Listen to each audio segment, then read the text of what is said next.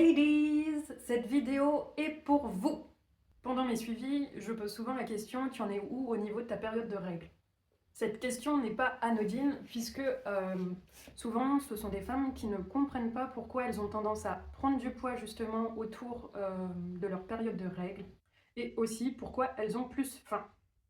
Donc on s'est rendu compte que pendant la période lutéale, donc avant les règles, les femmes sont beaucoup plus ballonnées et vont venir faire de la rétention d'eau. Donc ce ressenti de ballonnement et d'inconfort avant cette période de règles et pendant cette période de règles, qui peut varier de 500 grammes à parfois 1 kg environ. Des études ont été menées à ce jour qui sont peu significatives quant à l'augmentation du métabolisme de base, qui serait d'environ de plus 40 kcal à 150 kcal. Donc c'est un peu l'équivalent d'un petit sachet de dragibus ou environ 2 carrés de chocolat. Donc tu l'auras compris, cette légère augmentation du métabolisme de base ne pourra pas suffire donc si tu as une énorme fringale et que tu commences à te faire la tablette de chocolat.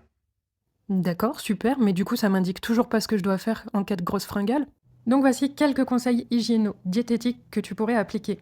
Tu peux manger des aliments riches en fer, comme le boudin noir, les viandes rouges maigres, pour compenser les pertes en fer. Les aliments riches en magnésium, tels que l'amande, la noix, le chocolat noir 70%, banane, qui seront utiles contre les crampes et l'irritabilité. Les oméga 3 aussi, qui sont dans le poisson gras, les sardines, le maquereau, graines de lin, huile de colza, qui vont avoir un effet anti-inflammatoire, réguler tes hormones et ce sera aussi bénéfique pour ton humeur.